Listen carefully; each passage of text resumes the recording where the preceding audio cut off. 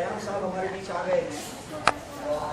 हाँ, तो बेसिकली इस फिल्म के बारे में तो काफ़ी कुछ पता है सबको।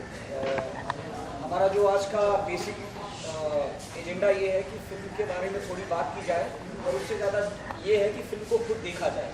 तो हमने इसलिए एक वीक पहले फिल्म का प्रेस शो रखा है कि लोग देख सकें और इस तरह की फिल्म के बारे में एक पूरी तरह लोगों को बता सकें कि इस तरह की फिल्म है। मैं परिचय कराना चाहूँगा आपके सामने बाएं से जीत गोस्वामी जी हैं, इनके लीड एक्टर हैं। ये फिल्म में सदन का रोल प्ले कर रहे हैं।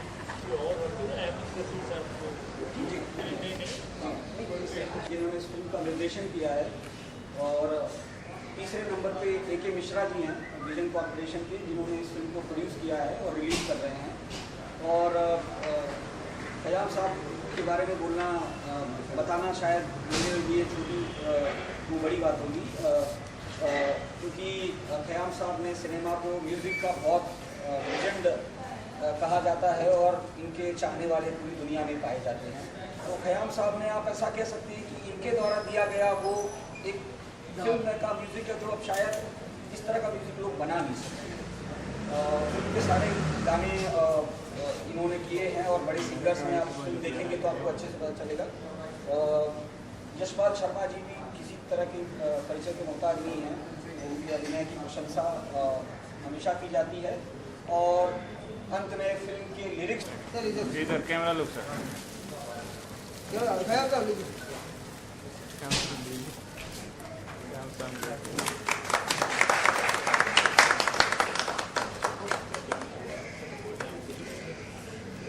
या मिश्रा जी वही देता हूँ श्रद्धांजलि कि ऐसे राइटर क्या कहने। तो ये सब्जेक्ट बाज़ार हुस्न one of the Shahkar subject है उनका। ये हमारे उर्दू हिंदी पूरे साहित्य में ये इसको माना गया है, ये शाहकार सब्जेक्ट है। और मैं मुबारकबाद देता हूँ पूरे यूनिट को। और मुंशी प्रेमचंद जी का हक अदा किया इन्होंने।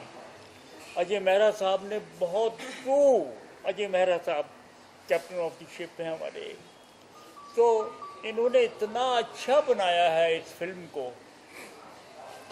और कोई मन घड़त कहानी नहीं है, मन घड़त कोई वाक़या नहीं है। जो लिखा हुआ है वो उन्होंने उस पे ऊपर सेलुलाइट के ऊपर उतार दिया है एज इट इज। और वन ऑफ दी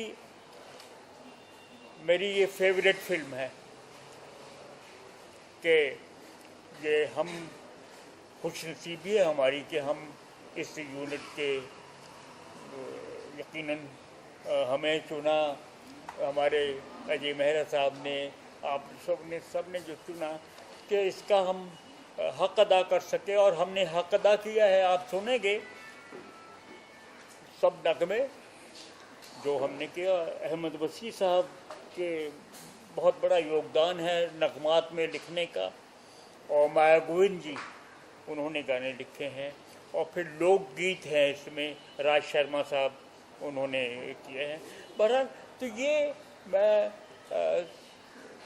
सबके बिहाफ पर जो मुझे अल्फाज कहने थे वो छोटे अल्फाज में करके आपको मैंने बता ही दिया है कि इसकी नौयत कितनी बड़ी है हमारे लिए, इवन पूरे हिंदुस्तान के लिए है। ये हमारे ये पूरा हिंदुस्तान और के लोग जो है मुंशी प्रेमचंद जी को बहुत पसंद करते हैं। और बहुत बड़े कहानीकार, ऐसी कहानी और ट्रू कहानी उनकी जो राइटिंग थी और बड़ी सादगी उसमें थी, और लेकिन उसमें गहराई, डीप, क्या उन्होंने कह दिया, क्या लिख दिया, क्या कहने।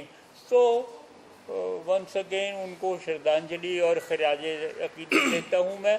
और पूरे यूनिट की तरफ से अपना जो मैंने शब्द कहने थे मैंने कहे हैं, अपने आप मिश्रा जी हैं और अजय मेहरा साहब है, क्योंकि इनको इतनी स्टडी है बनारस की गलियों की, मोहल्लों की, घाट्स की, बहुत ज़्यादा स्टडी है इन्होंने, पूरा वो उतारा। और इतनी अच्छी पिक्चर आप खुद देखेंगे जब पिक्चर, आप बहुत पसंद करेंगे कि इतनी अच्छी फिल्म बन सकती है। या आप जो कुछ अल्फाज कहें अजय जी, आप कुछ और मिश्रा जी कुछ कहें नहीं।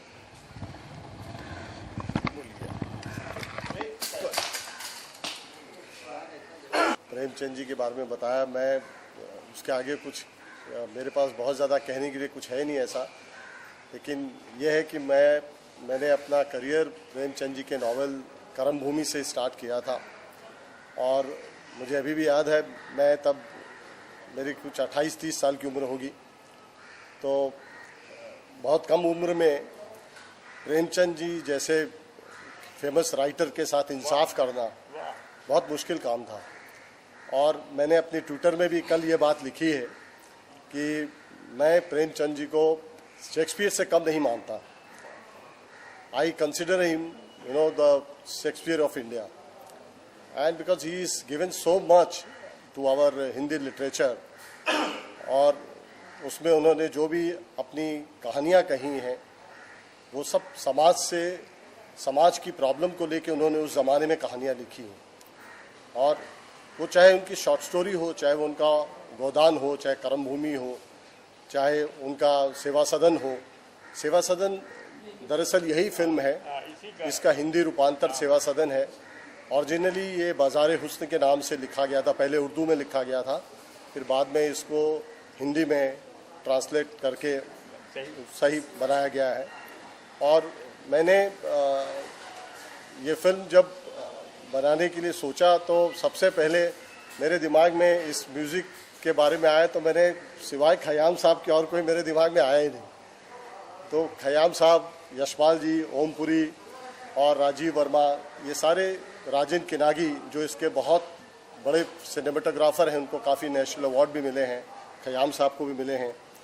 तो बड़े लोगों ने इसमें काम किया है और हम चाहेंगे कि ये फिल्म आप देखें और ख़ुद बताएं कि हमने कितना इनके साथ इंसाफ किया है। बस यही कहना चाहूँगा मैं। यशपाल जी हैं, यशपाल जी कुछ।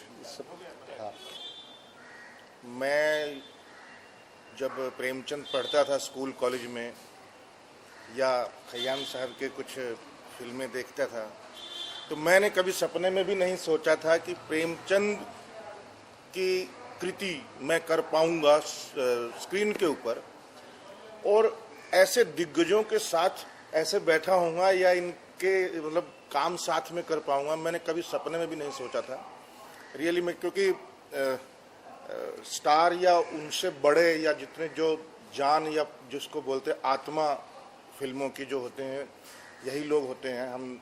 बेशक हम कॉलेज के लड़कों की तरह सीटियां मारने वाले बेशक फैन ना हो, लेकिन बिल्कुल दिल की गहराइयों में उतरने वाले फ़ैन इनके हमेशा आज भी मिलेंगे और हर जगह मिलेंगे।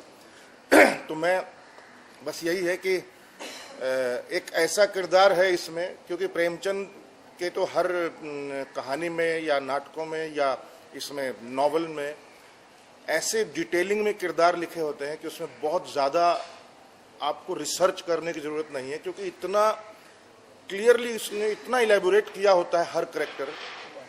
और तो ये भी एक करेक्टर है, थोड़ा सा नेगेटिव शेड है इसका भी, जो कि प्रॉब्लम क्रिएट करता है बहुत।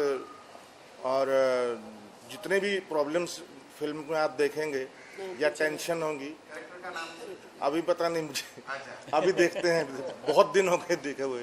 तो हाँ, गजाधर ये तो नस तो क्या इनको बनारस ये बाजारे हुस्न है। अभी मैं बाजारे हुस्न के बाद कई सीरीज कर लिया हूँ, इसलिए भूल गया हूँ। तो फिल्म देखते हैं, मेरे ख्याल उसमें ज़्यादा मज़ा है और काफ़ी सारी चीज़ें फिल्म अपने आप बोल देगी, क्योंकि जिस तरीके की उसको बनारस में ही जाके किया जा सकता था और जो उन्होंने किया, बिल्कुल ऑथेंटिक लग रहा है सब कुछ। बनारस में ही हुई है मेरे ख्याल से 90%। पूरी पिक्चर 90%। सिनेमेटिक लिबर्टी जो टेक्निकली लेनी चाहिए, मिश्रा जी सिनेमेटिक लिबर्टी दो तरीके की होती है। मैं चूँकि थोड़े पुराने स्कूल का स्टूडेंट हूँ और फिल्म के ग्रामर को बहुत अच्छी तरह समझता हूँ, तो सिनेमेटिक लिबर्टी मुझे ऐसा लगता है कि दो तरीके की होती है। एक होती है कि आप स्क्रिप्ट लेवल पे कितनी सिनेमेटिक लिबर्टी ले रहे हैं, और दूसरी होती है कि आप टेक्निकल लेवल पे आप कितनी सिनेमेटिक लिबर्टी लेके आप फिल्म को आप ट्रीटमेंट दे रहे हैं। तो इसमें हमने स्क्रिप्ट लेवल पे कुछ भी कॉम्प्रोमाइज़ नहीं किया है। जहाँ तक हमने कोशिश की है कि नॉवल की जो आत्मा है, नॉवल का जो जिस्ट है, उसको बरकरार पूरा मेंटेन किया जाए, उसकी आत्मा को जीवित रखा जाए। तो वो हमने पूरे उसको थ्रू आउट हमने उसके कैरेक्टर्स को सबको मेंटेन रखा है। कहानी में चूँकि कहानी अगर आप देखेंगे इसमें, तो ये है तो एक दहेज की कहानी। एक दहेज की प्रॉब्लम हमारी देश में शुरू से रही है, सालों से रही है, और किस तरीके से एक फैमिली दहेज की वजह से, एक पुलिस दरोगा किस तरीके से दहेज की वजह से उसका पूरा परिवार गिर जाता है, एक परिवार की खुशियां बिखर जाती है, और उसी परिवार की एक बेटी जो किसी तरह सरकमस्टांसेस से बाई जी के कोठे पे पहुंच जाती है, और वहाँ पे हमारे यशपाल शर्मा जो हैं वो उसके हस्बैंड होते हैं। और एक मैं ज़रूर बात कहूँगा कि मुंशी प्रेमचंद जी के और शरद चंद्र जी के नावल में कभी कोई नेगेटिव कैरेक्टर नहीं होता, कभी भी नहीं होता। आप उठा के कोई नावल पढ़ लीजिए, कोई कहानी पढ़ लीजिए, आपको कभी, ये बड़े राइटर्स की खासियत थी कि इनके नेगेटिव कैरेक्टर नहीं होते थे, इनके हालात नेगेटिव होते, वो बन जाते थे। तो हाँ, वो शेड आ जाता था, लेकिन इनकी कोई ऐसा नहीं था कि जैसे आज हम फिल्मों में दिखाते हैं कि कुछ भी नेगेटिव हो गया, बिना वजह के कुछ आपने उसको क्रिएट कर दिया। तो इनकी जो सरकमस्टांसेस थे वो बहुत स्ट्रांग होते थे, क्योंकि आदमी के हालात ही ख़राब होते हैं, इंसान ख़राब नहीं होता, उसके हालात उसको वैसे बना देते हैं।